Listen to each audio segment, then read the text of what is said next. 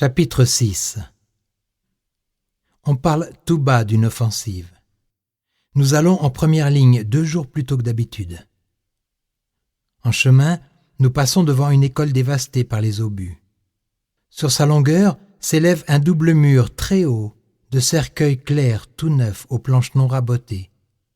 Il sent encore la résine, les pins et la forêt. Il y en a au moins 100. « L'offensive est bien préparée, » dit Müller avec étonnement.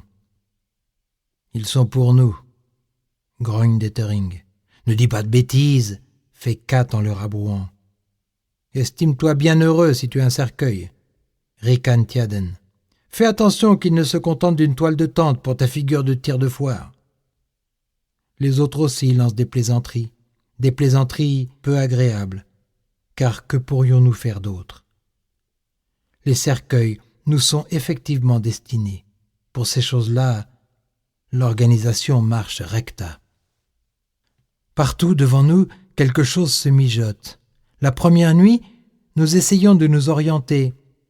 Comme le secteur est assez tranquille, nous pouvons entendre rouler continuellement les transports en arrière du front ennemi jusqu'à l'aube. Kat dit qu'ils n'évacuent pas, mais bien qu'ils apportent des troupes, des munitions et des canons. L'artillerie anglaise est renforcée. Nous nous en rendons compte aussitôt. Il y a à droite de la ferme au moins 4 nouvelles batteries de 205 et derrière le tronc du peuplier, on a établi des lance-mines. En outre, il y a une quantité de ces petits monstres français à fusées percutantes. Le moral est bas. Nous sommes tapis dans nos abris depuis 2 heures. Voici que notre propre artillerie tire sur nos tranchées. C'est la 3e fois en 4 semaines.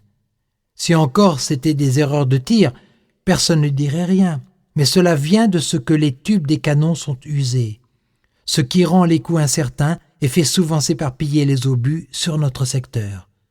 Cette nuit, nous avons 2 blessés.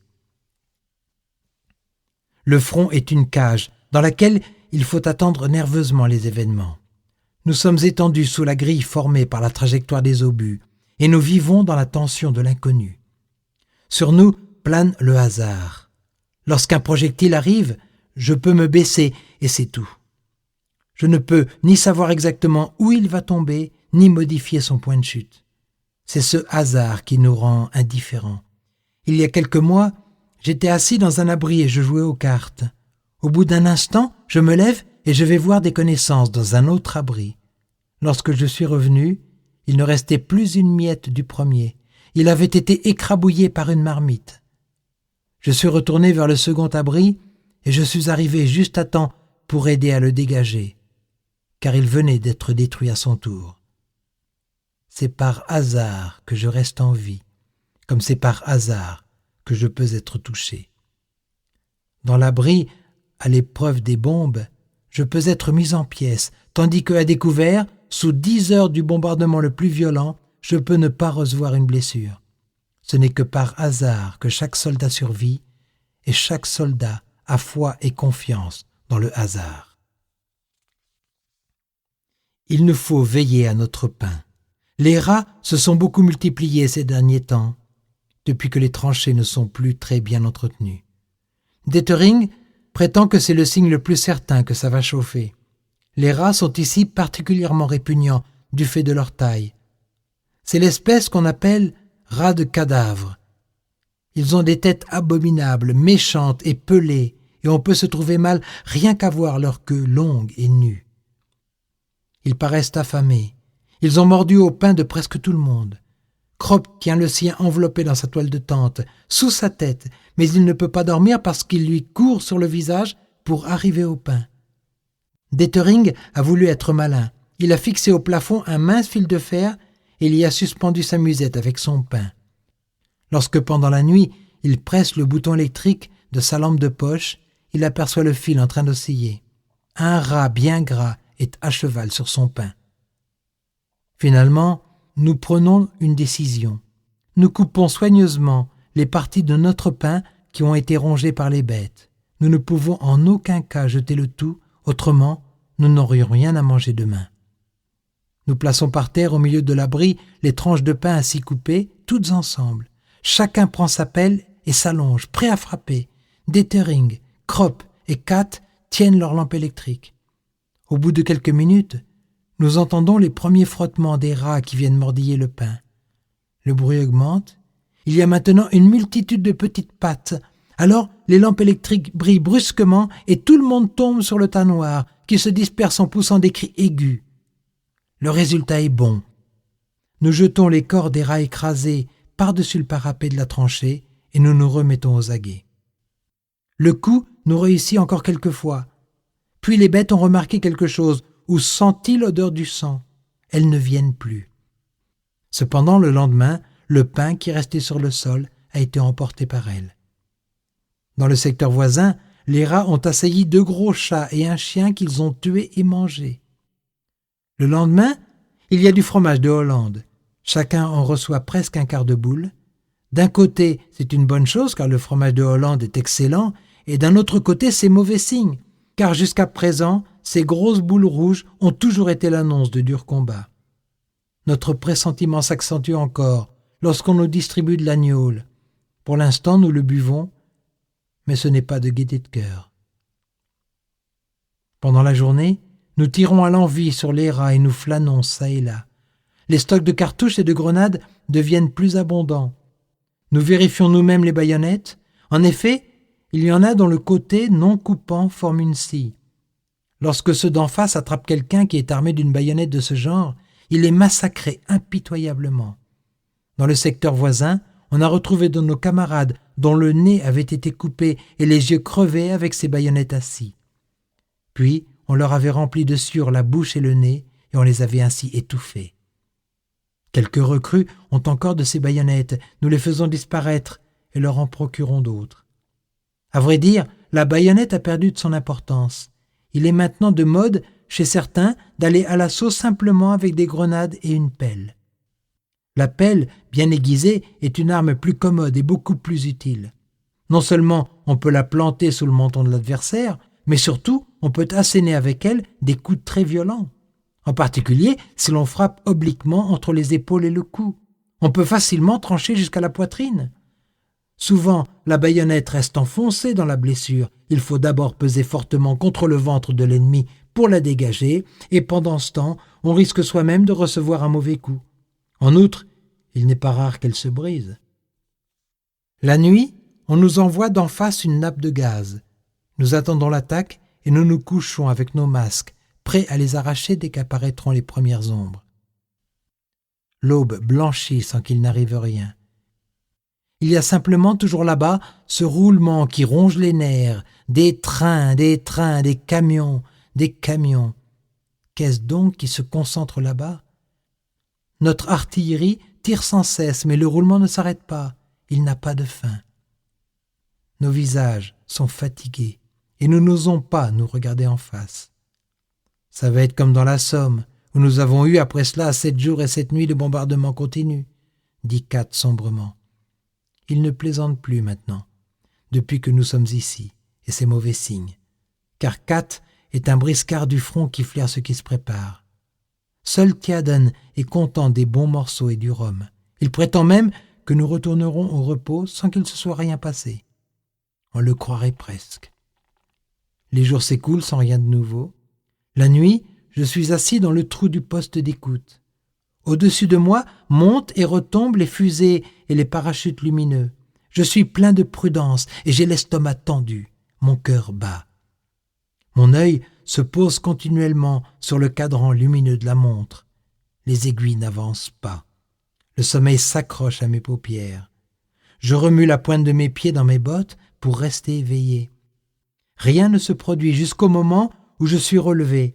Il n'y a que ce perpétuel roulement de l'autre côté. Peu à peu, nous nous tranquillisons et nous jouons tout le temps au scat ou au rami. Peut-être aurons-nous de la chance. Le ciel est toute la journée rempli de saucisses. On raconte que dorénavant, ici aussi, il y aura chez l'ennemi, pendant l'attaque, des tanks et des aviateurs coopérant avec l'infanterie. Mais cela nous intéresse moins que ce que l'on dit des nouveaux lance-flammes. Au milieu de la nuit, nous nous réveillons. La terre retentit sourdement. Au-dessus de nous, c'est un bombardement terrible. Nous nous recroquevillons dans les coins. Nous pouvons distinguer des projectiles de tout calibre. Chacun met la main à ses affaires et s'assure continuellement qu'elles sont là. Notre abri tremble. La nuit n'est que rugissement et éclairs. Nous nous regardons aux lueurs fulgurantes et le visage blême, les lèvres serrées. Nous secouons la tête. Chacun sent dans sa chair les lourds projectiles emporter le parapet de la tranchée, s'enfoncer dans le talus et déchirer les blocs supérieurs du béton. Nous remarquons le coup plus sourd et plus enragé qui se produit lorsque le projectile tape dans la tranchée. On dirait le coup de griffe d'un fauve rugissant. Au matin, quelques recrues sont livides et elles dégobillent. L'expérience leur manque encore. Lentement, une lumière grise et repoussante s'infiltre dans nos galeries et rend encore plus blafard l'éclair des obus qui tombent. Voici le matin. Maintenant, les explosions des mines se mêlent au feu de l'artillerie. La secousse qu'elles produisent est ce qu'on peut imaginer de plus dément. Là où elles explosent, c'est une fosse commune. Les relèves sortent, les observateurs rentrent en chancelant, tout couverts de saleté et agités de frissons. L'un d'eux s'étend en silence dans un coin et mange. L'autre, un réserviste, sanglote. Le déplacement d'air des explosions l'a par 2 fois lancé au-dessus du parapet sans qu'il ait eu d'autre mal qu'un choc nerveux. Les recrues le regardent. Une pareille chose est vite contagieuse. Il faut que nous fassions bien attention, car déjà les lèvres de plusieurs d'entre elles commencent à se crisper. Il est bon que le jour arrive. Peut-être que l'attaque aura lieu ce matin même. Le bombardement ne diminue pas. Il s'étend aussi derrière nous. Partout où la vue peut atteindre jaillissent des jets de boue et de fer. L'artillerie couvre ainsi une zone très vaste. L'attaque ne se produit pas, mais le bombardement se maintient. Peu à peu, nous devenons sourds. Personne ne parle plus. D'ailleurs, on ne pourrait pas se comprendre. Notre tranchée est presque détruite. En beaucoup d'endroits, elle n'a plus 50 cm de haut. Elle est criblée de trous, entonnoirs et montagnes de terre. Droit devant notre galerie éclate un obus. Aussitôt, c'est l'obscurité complète. Nous sommes enfouis sous la terre et il faut se dégager. Au bout d'1 heure, l'entrée est redevenue libre et nous sommes un peu plus calmes parce que le travail nous a occupé l'esprit. Notre commandant de compagnie vient à nous en rampant et il annonce que 2 des abris sont anéantis. Les recrues se tranquillisent en le voyant. Il dit que ce soir, on tentera d'avoir à manger. C'est une bonne nouvelle. Personne n'y avait pensé, sauf Tjaden. Ainsi donc, nous allons recevoir de nouveau quelque chose venu du dehors. Et puisque l'on va s'occuper du ravitaillement, la situation n'est pas si mauvaise que cela, pensent les recrues. Nous ne voulons pas les troubler, nous qui savons que la nourriture est aussi importante que les munitions et que c'est uniquement pour cela qu'on essaiera d'aller en chercher. Mais on n'y parvient pas. Une seconde corvée se met en route. Elle revient, elle aussi. Enfin, Kat s'en mêle et lui-même reparaît sans avoir rien pu faire. Personne ne peut passer. Il n'y a pas de queue de chien assez étroite pour échapper à un feu pareil. Nous serrons d'un cran nos ceintures et nous mastiquons 3 fois plus longtemps la moindre bouchée. Malgré cela, nous n'en avons pas assez. Une dent épouvantable nous tenaille. Il me reste un crouton, j'en mange la mie et je mets la croûte dans ma musette. De temps en temps, j'y grignote un peu. La nuit est insupportable. Nous ne pouvons pas dormir. Nous regardons devant nous d'un œil hagard et nous somnolons. Tjaden regrette que nous ayons gaspillé pour les rats les tranches de pain qu'ils avaient mordues. Nous aurions dû les conserver soigneusement. Maintenant, personne ne les refuserait. L'eau nous manque aussi, mais nous en souffrons moins. Vers le matin, lorsqu'il fait encore sombre, un moment d'émotion se produit. Voici que par l'entrée de notre abri se précipite une troupe de rats fugitifs qui grimpent partout le long des murs. Les lampes de poche éclairent ce tumulte. Tout le monde crie, peste et tape sur les rats. Ainsi se décharge la rage et le désespoir accumulés durant de nombreuses heures. Les visages sont crispés, les bras frappent, les bêtes poussent des cris perçants. Nous avons de la peine à nous arrêter et nous nous serions presque assaillis mutuellement. Cet assaut nous a épuisés. De nouveau, nous nous couchons et attendons. C'est miracle que notre abri n'ait pas de perte. C'est l'une des rares galeries profondes qui subsistent encore. Un caporal entre en rampant. Il porte sur lui un pain. 3 soldats ont réussi à traverser pendant la nuit la ligne de feu et à ramener quelques provisions. Ils ont raconté que le bombardement, sans décroître d'intensité, va jusqu'aux positions d'artillerie. On se demande où ceux d'en face ont pu trouver des bouches à feu. Il nous faut attendre, attendre. Vers midi, se produit ce que je redoutais. L'un des bleus a une crise. Je l'observais depuis longtemps déjà, tandis qu'il grinçait continuellement des dents, en fermant et serrant les poings. Nous connaissons assez ses yeux exorbités et traqués. Ces dernières heures, il n'était devenu plus calme qu'en apparence. Il s'était alors affaissé sur lui-même comme un arbre pourri. Maintenant, il se lève, sans se faire remarquer. Il rampe à travers l'abri, s'arrête un moment, puis glisse vers la sortie. J'interviens. « Où veux-tu aller ?»« Je reviens à l'instant, dit-il, en essayant de passer devant moi. « Attends donc un peu, le bombardement va diminuer. » Il dresse les oreilles, et son œil devient un instant lucide. Puis il reprend cet éclat trouble qu'ont les chiens enragés. Il se tait et cherche à me repousser. « 1 minute, camarade !» fais-je d'une voix forte. Cela attire l'attention de Kat, et au moment où l'autre me donne une poussée, il le saisit et nous le tenons solidement. Aussitôt, le soldat entre en fureur. « Lâchez-moi! Laissez-moi sortir! Je veux sortir !» Il n'écoute rien et donne des coups autour de lui. Il bave et vocifère des paroles qui n'ont pas de sens et dont il mange la moitié. C'est une crise de cette angoisse qui naît dans les abris des tranchées. Il a l'impression d'étouffer où il est, et une seule chose le préoccupe, parvenir à sortir. Si on le laissait faire, il se mettra à courir n'importe où à découvert. Il n'est pas le premier à qui cela est arrivé. Comme il est très violent et que déjà ses yeux chavirent, nous n'avons d'autre ressource que de l'assommer afin qu'il devienne raisonnable. Nous le faisons vite et sans pitié, de sorte que, provisoirement, il se rassoit tranquille. Les autres sont devenus blêmes pendant cette histoire. Il faut espérer qu'elle leur inspirera une crainte salutaire. Ce bombardement continu dépasse ce que peuvent supporter ces pauvres diables. Ils sont arrivés directement du dépôt des recrues pour tomber dans un enfer qui ferait grisonner même un ancien.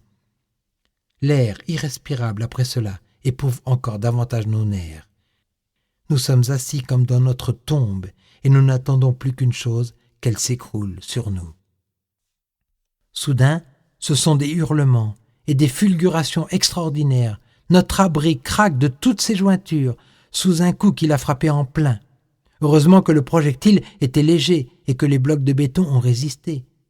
C'est un cliquetis terrible de métal, les murs chancellent, les fusils, les casques, la terre, la saleté et la poussière volent partout. Une vapeur de soufre pénètre jusqu'à nous. Si au lieu d'avoir été dans notre abri de première solidité, nous nous étions trouvés dans une de ces sapes légères, comme on en fait maintenant, plus un de nous ne vivrait. Cependant, les effets produits sont assez lamentables. La recrue de tout à l'heure recommence à se démener et 2 autres font de même. L'une d'elles s'échappe et disparaît en courant. Les 2 autres nous donnent du mal. Je me précipite derrière le fugitif en me demandant si je ne dois pas lui tirer un coup de fusil dans les jambes. Voici que j'entends un sifflement, je m'aplatis, et lorsque je me relève, la paroi de la tranchée est recouverte d'éclats d'obus brûlants, lambeaux de chair et de débris d'uniforme. Je reviens dans notre abri. Le premier des jeunes paraît vraiment être devenu fou. Si on le lâche, il donne de la tête contre le mur, comme un bouc. À la nuit, il nous faudra le ramener à l'arrière. Pour l'instant, nous l'attachons de manière à pouvoir, en cas d'attaque, le délivrer aussitôt. Kat propose de jouer au scat. Que faire? Peut-être cela nous aidera-t-il à supporter les choses. Mais le résultat est pitoyable. Nous prêtons l'oreille à chaque obus qui tombe dans le voisinage et nous nous trompons en comptant les levées, où nous ne servons pas la couleur. Nous sommes obligés de renoncer. Il nous semble être assis dans une chaudière aux puissantes sonorités, sur laquelle on tape de tous les côtés. Encore une nuit. Nous sommes maintenant, pour ainsi dire, vidés par la tension nerveuse. C'est une tension mortelle qui, comme un couteau ébréché, nous gratte la moelle épinière sur toute la longueur. Nos jambes se dérobent, nos mains tremblent, notre corps n'est plus qu'une peau mince, recouvrant un délire maîtrisé avec peine et masquant un hurlement sans fin qu'on ne peut plus retenir. Nous n'avons plus ni chair, ni muscles. Nous n'osons plus nous regarder par crainte de quelque chose d'incalculable. Ainsi, nous serrons les lèvres, tâchant de penser « cela passera, peut-être nous tirerons-nous d'affaire ». Brusquement, les obus cessent de tomber dans notre voisinage. Le bombardement dure encore, mais derrière nous, notre tranchée est libre. Nous saisissons les grenades, nous les jetons dans la sape et nous bondissons au dehors. Le feu de destruction a cessé, mais en revanche, derrière nous, il y a un terrible feu de barrage, c'est l'attaque. Personne ne croirait que dans ce désert tout déchiqueté, il puisse y avoir encore des êtres humains. Maintenant, les casques d'acier surgissent partout dans la tranchée, et à 50 mètres de nous, il y a déjà en position une mitrailleuse qui aussitôt se met à crépiter. Les défenses de fil de fer sont hachées. Néanmoins, elles présentent encore quelques obstacles. Nous voyons les assaillants venir, notre artillerie fulgure. Les mitrailleuses ronflent, les fusils grésillent. Ceux d'en face font tous leurs efforts pour avancer. Hay et Kropp se mettent à travailler avec les grenades. Ils les lancent aussi vite qu'ils peuvent. Elles leur sont tendues toutes prêtes à être envoyées. Hay atteint 60 mètres et Kropp 50. La preuve en a été faite que c'est une chose très importante. Ceux d'en face, occupés à courir, ne peuvent guère être dangereux avant leur arrivée à 30 mètres. Nous reconnaissons les visages crispés et les casques. Ce sont des Français. Ils atteignent les débris des barbelés et ont déjà des pertes visibles. Toute une file est fauchée par la mitrailleuse qui est à côté de nous. Puis, nous avons une série d'enrayages et les assaillants se rapprochent. Je vois l'un d'eux tomber dans un cheval de frise, la figure haute, le corps s'affaisse comme un sac, les mains restent croisées comme s'il voulait prier. Puis le corps se détache tout entier et il n'y a plus que les mains coupées par un coup de feu, avec des tronçons de bras qui restent accrochés dans les barbelés. Au moment où nous reculons, 3 visages émergent du sol. Sous l'un des casques apparaissent une barbe pointue, toute noire, et 2 yeux qui sont fixés droit sur moi. Je lève la main, mais il m'est impossible de lancer ma grenade dans la direction de ces étranges yeux. Pendant un instant de folie, toute la bataille tourbillonne autour de moi, et de ces yeux qui, seuls, sont immobiles. Puis, en face de moi, la tête se dresse, je vois une main, un mouvement, et aussitôt, ma grenade vole là-dessus. Nous reculons en courant, nous tirons vivement des chevaux de frise dans la tranchée, et nous laissons tomber derrière nous des grenades armées qui nous permettent de céder le terrain sans cesser le feu. De la position suivante, les mitrailleuses font feu. Nous sommes devenus des animaux dangereux. Nous ne combattons pas, nous nous défendons contre la destruction. Ce n'est pas contre des humains que nous lançons nos grenades, car à ce moment-là, nous ne sentons qu'une chose, c'est que la mort est là qui nous traque sous ses mains et ses casques. C'est la première fois depuis 3 jours que nous pouvons la voir en face. C'est la première fois depuis 3 jours que nous pouvons nous défendre contre elle. La fureur qui nous anime est insensée. Nous ne sommes plus couchés, impuissants sur l'échafaud, mais nous pouvons détruire et tuer pour nous sauver et nous venger. Nous nous dissimulons derrière chaque coin, derrière chaque support de barbelés, et avant de nous retirer un peu plus loin, nous lançons dans les jambes de nos assaillants des paquets d'explosions. Le craquement sec des grenades se répercute puissamment dans nos bras et dans nos jambes. Repliés sur nous-mêmes comme des chats, nous courons, tout inondés par cette vague qui nous porte, qui nous rend cruels, qui fait de nous des bandits de grand chemin, des meurtriers, et si l'on veut, des démons. Cette vague qui multiplie notre soif au milieu de l'angoisse, de la fureur et de la soif de vivre, qui cherche à nous sauver et qui même y parvient. Si ton père se présentait là, avec ceux d'en face, tu n'hésiterais pas à lui balancer ta grenade en pleine poitrine. Les tranchées de première ligne sont évacuées. Sont-ce encore des tranchées? Elles sont criblées de projectiles anéantis. Il n'y a plus que des débris de tranchées, des trous reliés entre eux par des boyaux, une multitude d'entonnoirs. Mais les pertes de ceux d'en face s'accumulent. Ils ne prévoyaient pas une telle résistance. Midi. Le soleil brûle avec ardeur. La sueur nous irrite les yeux. Nous l'essuyons avec notre manche. Parfois il y a du sang. Maintenant, nous arrivons à une tranchée qui est dans un état un peu meilleur. Elle est occupée par nos troupes et prête pour la contre-attaque. Elle nous accueille. Notre artillerie entre puissamment en action et verrouille la position. Les lignes qui sont derrière nous s'arrêtent. Elles ne peuvent pas avancer. L'attaque est brisée par notre artillerie. Nous sommes aux aguets. Voici que le tir de nos pièces s'allonge de 100 mètres. Alors, nous reprenons l'offensive. À côté de moi, un soldat de première classe a la tête emportée. Il fait encore quelques pas, tandis que le sang jaillit du cou comme un jet d'eau. Il n'y a pas, à vrai dire, de corps à corps, car les autres sont obligés de reculer. Nous regagnons nos éléments de tranchée et même nous les dépassons. Oh, ces volte-face! On a atteint les positions de réserve qui nous protègent. On voudrait se faufiler derrière elles et disparaître, et voici qu'il faut faire demi-tour et revenir dans l'empire de l'horreur. Si nous n'étions pas des automates, à ce moment-là, nous resterions couchés, épuisés, incapables de la moindre volonté. Mais nous sommes de nouveau entraînés en avant, malgré nous. Et pourtant, avec une fureur et une rage folle, nous voulons tuer, car ceux de là-bas sont maintenant des ennemis mortels. Leurs fusils et leurs grenades sont dirigés contre nous. Si nous ne les anéantissons pas, ce sont eux qui nous anéantiront. La terre brune, cette terre brune déchirée et éclatée qui jette une lueur grasse sous les rayons du soleil est l'arrière-plan d'un automatisme sourd et sans trêve. Notre halètement et le bruit que font les ressorts du mécanisme. Nos lèvres sont sèches. Notre tête est plus lourde qu'après une nuit d'ivrognerie. C'est dans cet état que nous avançons en titubant, et dans nos âmes, percées comme des écumoires, pénètre avec une douleur perforante l'image de cette terre brune avec ce soleil gras et ces soldats morts et palpitants qui sont étendus là, comme si c'était un sort inéluctable, ou qui nous saisissent la jambe en poussant des cris, tandis que nous sautons par-dessus leur corps. Nous avons perdu tout sentiment de solidarité. C'est à peine si nous nous reconnaissons lorsque l'image d'autrui tombe dans notre regard de bête traquée. Nous sommes des morts insensibles qui, par un stratagème et un ensorcellement dangereux, sont encore capables de courir et de tuer. Un jeune Français reste en arrière. Il le rejoint et lève les mains. Dans l'une d'elles, il a encore son revolver. On ne sait pas s'il veut tirer ou se rendre. Un coup de pelle lui fend en deux le visage.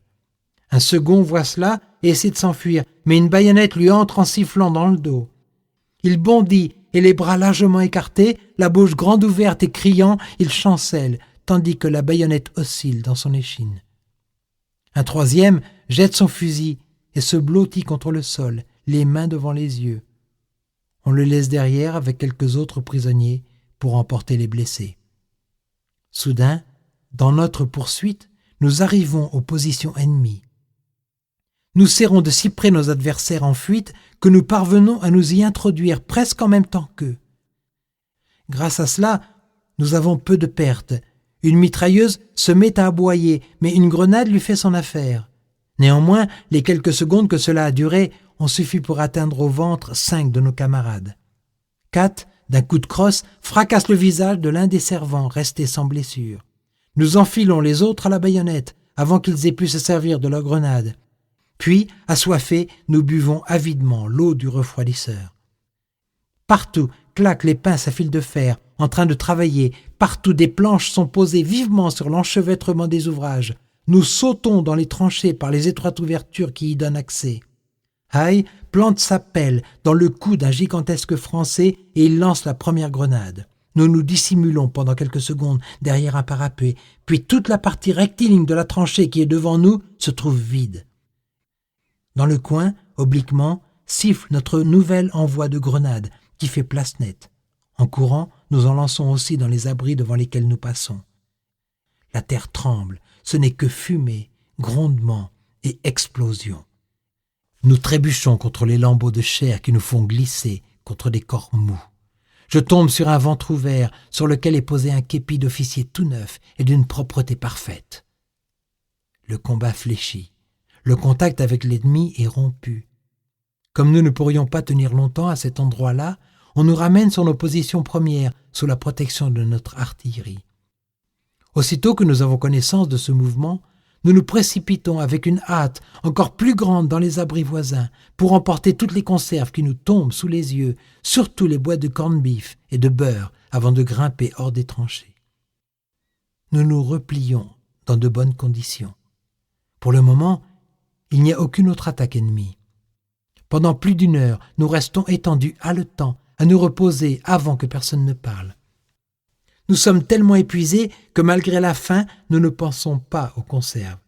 Ce n'est que petit à petit que nous redevenons à peu près des êtres humains. Le corned-beef d'en face est renommé sur tout le front.